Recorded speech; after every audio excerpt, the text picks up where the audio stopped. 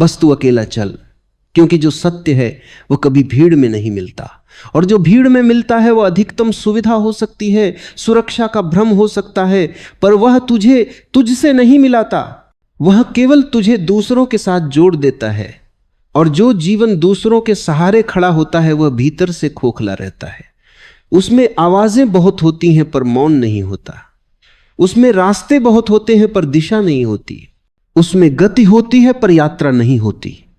और इसलिए मैं तुझसे कहता हूं कि बस तू अकेला चल, क्योंकि अकेले चलने का अर्थ किसी को छोड़ देना नहीं है। अकेले चलने का अर्थ है स्वयं के साथ पहली बार ईमानदार होना, पहली बार यह स्वीकार करना कि अब तक तू दूसरों की आंखों से खुद को देखता रहा, दूसरों की अपेक्षाओं से खुद को ढालता रहा, और दूसरों की स्वीकृति को ही जीवन की सफलता मानता रहा। पर इस पूरी प्रक्रिया में तू कहीं खो गया, और जो खो जाता है वही सबसे ज्यादा शोर मचाता है, वही सबसे ज्यादा सहारे खोजता है, वही सबसे ज्यादा डरता है अकेले होने से। अकेलापन डराता इसलिए है क्योंकि अकेले होने पर कोई आईना नहीं बचता जिसमें तू खुद को झूठा देख सके, कोई तालियां नहीं बचती जिनसे तू अपने खालीपन को ढक सके, कोई तुलना नहीं बचती जिससे तू यह मान सके कि कोई तुझसे नीचे भी है और कोई तुझसे ऊपर भी। अकेले होने पर केवल तू बचता है और तेरी चेतना, और वही क्षण सबसे कठिन होता है, क्योंकि वही पहली बार यह दिखता है कि तू अब तक जी नहीं रहा था, केवल प्रतिक्रिया कर रहा था, जीवन बह रहा था और तू भीड़ के साथ बह रहा था, पर दिशा किसी ने नहीं पूछी, गहराई किसी ने नहीं मांगी। और अब जब तू अकेला खड़ा है तो यह असहजता स्वाभाविक है, क्योंकि असत्य आरामदायक होता है और सत्य आरंभ में कांप आता है। बस तू अकेला चल, क्योंकि जो मार्ग भीतर जाता है उस पर कोई साथ नहीं चल सकता, वहां कोई कंधा नहीं होता, कोई हाथ नहीं होता, कोई आश्वासन नहीं होता। वहां केवल जागरूकता होती है, और जागरूकता अकेली ही जन्म लेती है। जैसे किसी मां के गर्भ में शिशु अकेला पलता है, वैसे ही चेतना भी भीतर के गर्भ में अकेली ही बढ़ती है। और जो हर समय किसी के साथ चलना चाहता है वो वास्तव में चलना नहीं चाहता, वह केवल गिरने से डरता है। वह स्वतंत्रता नहीं चाहता, वह सुरक्षा चाहता है, और सुरक्षा जीवन नहीं देती। सुरक्षा केवल मृत्यु को थोड़ा टाल देती है। तू पूछ सकता है कि प्रेम का क्या होगा, संबंधों का क्या होगा, साथ चलने वालों का क्या होगा। और मैं तुझसे कहूंगा कि जब तक तू अकेला नहीं चला तब तक तेरा प्रेम भी सौदा था, तेरे संबंध भी जरूरत थे, तेरी निकटता भी भय से पैदा हुई थी। क्योंकि जो स्वयं में पूर्ण नहीं होता वह दूसरे को उपयोग करता है, वह दूसरे से उम्मीद करता है कि वह उसके भीतर के खालीपन को भर दे, और कोई भी दूसरा यह काम नहीं कर सकता। इसीलिए हर संबंध अंततः बोझ बन जाता है, शिकायत बन जाता है, पीड़ा बन जाता है। पर जो अकेले चलना सीख लेता है, जो स्वयं के साथ सहज हो जाता है, उसके प्रेम में मांग नहीं होती, उसकी उपस्थिति में बोझ नहीं होता। वह किसी के जीवन में प्रवेश करता है तो बांटने के लिए, लेने के लिए नहीं। बस तू अकेला चल, और इस चलने में जल्दी मत कर, क्योंकि जल्दी भी भय से आती है। जल्दी इसलिए आती है क्योंकि तू कहीं पहुंचना चाहता है, और जो कहीं पहुंचना चाहता है वह यहां नहीं हो सकता, और जो यहां नहीं हो सकता वो जागृत नहीं हो सकता। यह मार्ग कोई दौड़ नहीं है, यह कोई उपलब्धि नहीं है, यह कोई लक्ष्य नहीं है, यह केवल एक गहरा ठहराव है जिसमें तू हर कदम को होश से रखता है, हर श्वास को देखता है, हर विचार को गुजरने देता है, और धीरे धीरे पहली बार यह अनुभव करता है कि तू विचार नहीं है, तू भावना नहीं है, तू भूमिका नहीं है, तू केवल वह साक्षी है जो सबको देख रहा है। भीड़ तुझे पहचान देती है, पर वह पहचान उधार की होती है, और उधार की पहचान हमेशा डर में जीती है कि कहीं छिन न जाए। अकेलापन तुझे कोई पहचान नहीं देता, वह तुझे खाली कर देता है, और उसी खालीपन में पहली बार तेरा असली स्वरूप प्रकट होता है। जैसे आकाश में बादल हटते हैं तो आकाश नया नहीं बनता, केवल प्रकट होता है, वैसे ही जब तू भीड़ से हटता है, जब तू तुलना से हटता है, जब तू अपेक्षाओं से हटता है, तब कोई नया तू पैदा नहीं होता, बल्कि वही तू दिखाई देता है जो हमेशा से था पर शोर में दबा हुआ था। बस तू अकेला चल, और जब भय आए तो उससे भाग मत जाना, क्योंकि भय भी तेरा शिक्षक है। वह तुझे दिखाता है कि तू कहां अभी भी पकड़ा हुआ है, कहां अभी भी सहारे की मांग है, कहां अभी भी किसी और के होने से खुद को सुरक्षित महसूस करने की आदत है। और हर बार जब तू उस भय को देखकर भी रुकता नहीं, भागता नहीं, तब एक गांठ खुलती है, और उस गांठ के खुलते ही भीतर थोड़ी और जगह बनती है, थोड़ी और शांति उतरती है, थोड़ी और स्पष्टता आती है। यह मार्ग तुझे कोई वादा नहीं देता, यह तुझे कोई स्वर्ग नहीं दिखाता, यह तुझे केवल तुझसे मिलवाता है।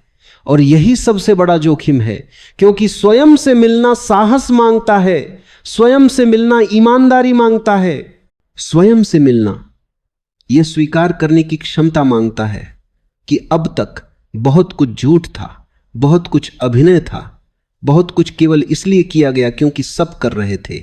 और इस स्वीकार में आंसू भी आ सकते हैं, पश्चाताप भी आ सकता है, पर उसी आंसू के पीछे एक हंसी छिपी है जो अब तक जन्म नहीं ले पाई थी। बस तू अकेला चल, क्योंकि जो सच में चलता है वह धीरे धीरे यह देखता है कि अकेलापन अंततः अकेलापन नहीं रह जाता, वह मौन बन जाता है, वह विस्तार बन जाता है, वह करुणा बन जाता है। और तब जब कोई दूसरा मिलता है तो वह बाधा नहीं बनता, वह यात्रा में रुकावट नहीं बनता, वह भीड़ नहीं बनाता, वह केवल एक और चेतना बन जाता है जिसके साथ मौन साझा किया जा सकता है।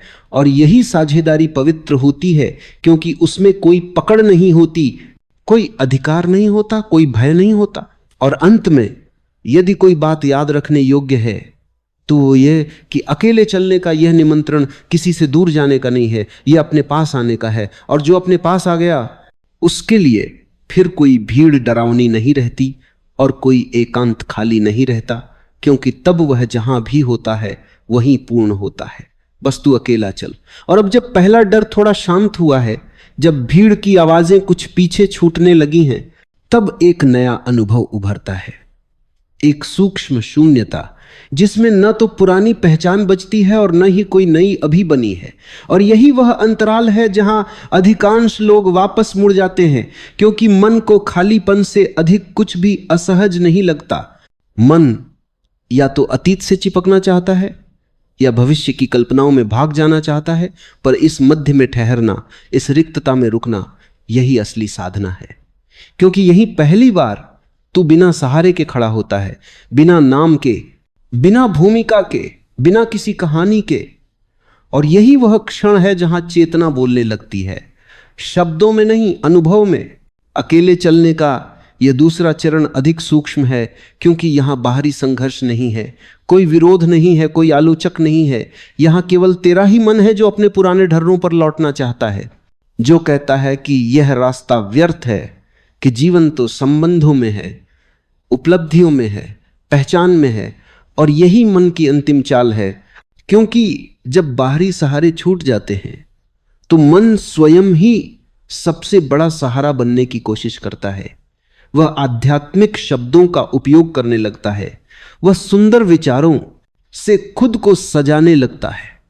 और यही सबसे अधिक सावधानी की आवश्यकता होती है, क्योंकि सत्य सजावट नहीं मांगता, सत्य नग्न होता है, सरल होता है और किसी भी प्रकार के आडंबर से दूर रहता है। बस तू अकेला चल, और इस चलने में यह देख कि तू कितनी बार खुद से भागता है, कैसे हर खाली क्षण में कोई ना कोई विचार खड़ा हो जाता है, कैसे मौन को भरने की जल्दी होती है, और यह जल्दी ही अशांति की जड़ है। क्योंकि मौन कोई खालीपन नहीं है जिसे भरा जाए, मौन तो वह गर्भ है जिसमें सब जन्म लेता है। और जो मौन से डरता है वह जीवन के स्रोत से ही डरता है। इसलिए जब विचार आए तो उन्हें हटाने की कोशिश मत कर, उन्हें सुधारने की कोशिश मत कर, केवल देख, केवल साक्षी बन। क्योंकि देखने मात्र से ही विचारों की पकड़ ढीली पड़ने लगती है और धीरे धीरे उनके बीच के अंतराल दिखाई देने लगते हैं। और उन्हीं अंतरालों में पहली बार तुझे विश्राम मिलता है। ये मार्ग तुझे यह भी दिखाएगा कि अब तक तू कितना बोझ ढोता रहा है, अपेक्षाओं का, अपराध बोध का, तुलना का, असफलताओं का, सफलताओं का भी। क्योंकि सफलता भी एक बोझ बन जाती है जब उससे पहचान जुड़ जाती है, और असफलता भी तब पीड़ा देती है जब उससे मूल्य जुड़ जाता है।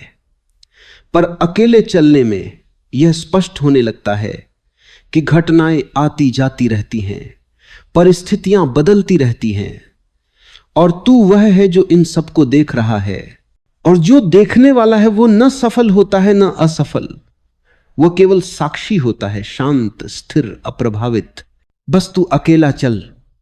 और जैसे जैसे ये स्पष्टता गहराती है, एक करुणा अपने आप जन्म लेती है, किसी नैतिक शिक्षा से नहीं, किसी आदर्श से नहीं, बल्कि इस सरल समझ से कि जैसे तू अब तक अज्ञान में जीता रहा वैसे ही हर कोई जी रहा है, जैसे तू भीड़ में खोया रहा वैसे ही हर कोई खोया हुआ है। और यह समझ किसी श्रेष्ठता को जन्म नहीं देती बल्कि विनम्रता को जन्म देती है, क्योंकि तब तू किसी को बदलना नहीं चाहता, किसी को सुधारना नहीं चाहता, किसी पर हावी नहीं होना चाहता, तू केवल उपस्थित होता है और तेरी उपस्थिति ही पर्याप्त होती है। बस तू अकेला चल, क्योंकि अब यात्रा उस बिंदु पर आ पहुंची है जहां प्रश्न बदल जाते हैं, जहां अब यह नहीं पूछा जाता कि क्या सही है और क्या गलत, बल्कि यह देखा जाने लगता है कि पूछने वाला कौन है। और यही मोड़ सबसे सूक्ष्म है, क्योंकि यहां अहंकार अपने सबसे परिष्कृत रूप में प्रकट होता है। वह अब शोर नहीं करता, वह अब तर्क नहीं देता, वह स्वयं को साधक की चुप्पी में छुपा लेता है। वह कहता है कि अब बहुत शांति है, बहुत समझ है, बहुत स्पष्टता है।